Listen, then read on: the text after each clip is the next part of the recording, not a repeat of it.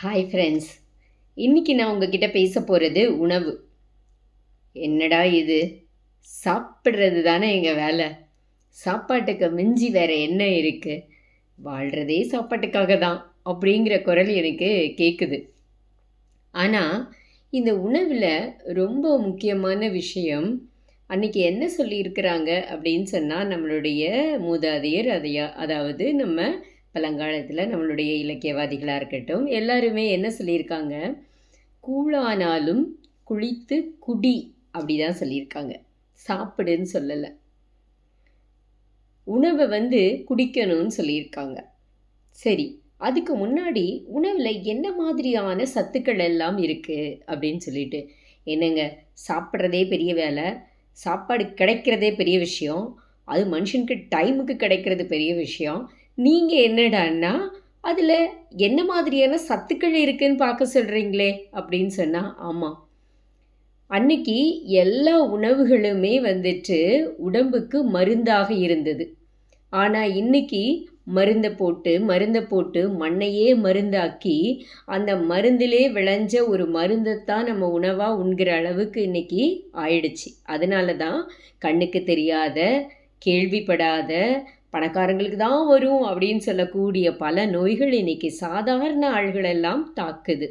So இந்த உணவில் எந்த மாதிரியான சத்து சாப்பிடணும், எப்போ எவ்வளோ சாப்பிடணும், எப்போல்லாம் சாப்பிடக்கூடாது அப்படிங்கிற சில விதிமுறைகள் இருக்குது. அது எல்லாருமே தெரிஞ்சுக்கலாமே. இன்றைக்கி ஒரு சிலர் மட்டும் பார்த்திங்கன்னா பார்க்க ஆரோக்கியமாக இருப்பாங்க. நீங்கள் நினைப்பீங்க அவங்களுக்கு என்னப்பா பணம் இருக்குது, அதனால அவங்க ஆரோக்கியமாக இருக்கிறாங்க, அவங்க பழன்னு இருக்கிறாங்க, ஏசி ரூமில் இருக்கிறாங்க, நல்ல சாப்பாடு அப்படின்னு சொல்லுவோம். நீங்கள் அவங்கள வீட்டில் போய் பார்த்தீங்கன்னா அவங்க சாப்பிட்ற சாப்பாடு நீங்கள் சாப்பிட முடியாது, சாதாரணமாக தான் இருக்கும். சரி, என்ன நம்ம சத்துக்கள்னு பார்க்கலாம். முதல்ல மாவுச்சத்து. இந்த மாவுச்சத்து பார்த்திங்கன்னா உடம்புக்கு தேவையான எரிபொருளை கொடுக்குது, அதாவது வேலை செய்கிறதுக்கு தேவையான சக்தி கொடுக்குது. எதெல்லாம் வெள்ளை கலரில் இருக்கோ அப்படி மாவாக ஆகிடுமோ அது எல்லாமே மாவுச்சத்து தான். உருளைக்கிழங்கு, இப்போ பீட்ரூட்டு, வாழைப்பழம், அதே மாதிரி அரிசி, திணை, இந்த மாதிரியான எல்லா வகையான தானியங்களும் மாவு பொருட்கள் தான்.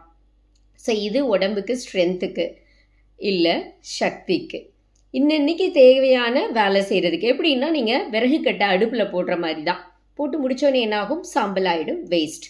பட் ஒரு அளவுக்கு மேலே நீங்கள் மாவு சத்து எடுத்துக்கும் போது அது கொழுப்பாக அடிப்போஸ் டிஷ்யூவில் இருக்கும். ஸோ சில நேரத்தில் அந்த கொழுப்பு தான் தங்கி என்னாகுது, கெட்ட கொழுப்புகளாக மாறிடுது. அதுக்கடுத்து ரொம்ப முக்கியமானது, உணவு பொருளே ராஜா அப்படின்னு சொல்லக்கூடிய புரதச்சத்து. இந்த புரதச்சத்து பார்த்தீங்க அப்படின்னு சொன்னால் புரோட்டீன் இல்லாத உணவு விஷம் அப்படின்னு சொல்லலாம். இந்த புரோட்டீன் வளர்கிறவங்களுக்கு, குழந்தைகளுக்கு, அதே மாதிரி தாய்மார்களுக்கு, அதே மாதிரி வயசான காலத்தில் கூட புரதம் எல்லாருக்குமே தேவை, ரொம்ப ரொம்ப முக்கியமானது. ஸோ இந்த புரதம் பார்த்திங்கன்னா பருப்பு வகைகள், கொட்டைகள், மஞ்சள் கலரில் இருக்கக்கூடியது, இதெல்லாம் சவைக்கும் போது நம்மளுக்கு அப்படி ஒரு பால் மாதிரி வருதோ, பயிறு வகைகள். ஸோ இதில் எல்லாம் புரதச்சத்து இருக்குது. ஆனால் சக்கரவள்ளி கிழங்குல பார்த்தீங்க அப்படின்னு சொன்னால் புரதம் இருக்குது. ஆனால் மரவள்ளி கிழங்குன்னு சொல்லக்கூடிய ஏலவள்ளி கிழங்குல மாவுச்சத்து இருக்குது. ஸோ இதை நீங்கள், ஏன்னா அந்த சக்கரவள்ளி கிழங்கு பார்த்திங்கன்னா மஞ்சள் கலரில் இருக்கும். ஸோ அதில் புரதம் அதிகமாக இருக்குது. அதனால தான் ஜிம் பாடி பசங்கள்லாம் சீனி கிழங்குன்னு சொல்லக்கூடிய சக்கரவள்ளி கிழங்கை சாப்பிடுவாங்க. ஸோ இந்த புரதச்சத்து எல்லா வயதினருக்கும் தேவை. யாருக்கெல்லாம் சுகர் இருக்கோ அவங்க புரதச்சத்து அதிகமாக எடுத்துக்கோங்க. டயபெட்டிக்ஸ் இருக்கிறவங்க புரதச்சத்து அதிகமாக எடுத்துக்கோங்க. அடுத்து பார்த்திங்கன்னா உயிர் சத்து. எப்பெல்லாம் நம்மளுக்கு நோய் வருதோ, இல்லைன்னா எப்பெல்லாம் உடம்பு சரியில்லாமல் போகுதோ, எப்பெல்லாம் நம்ம ரொம்ப அசதியாக இருக்கோமோ, டயர்டாக இருக்கிறோமோ, நம்ம உடல் உறுப்புகளை சரி பண்ணுறதுக்கும், ரிப்பேர் பண்ணுறதுக்கும், நம்மளுக்கு எனர்ஜி கொடுக்கறதுக்கும் இந்த உயிர் சத்து தேவை. இது எதில் இருக்குன்னா காய்கறிகள், பழங்கள். அடுத்ததாக பார்த்தீங்க அப்படின்னு சொன்னால் நார்ச்சத்து. இந்த நார்ச்சத்து ஒரு 5% இருக்கணும், ஏன்னா கழிவுகளை வெளியேற்ற.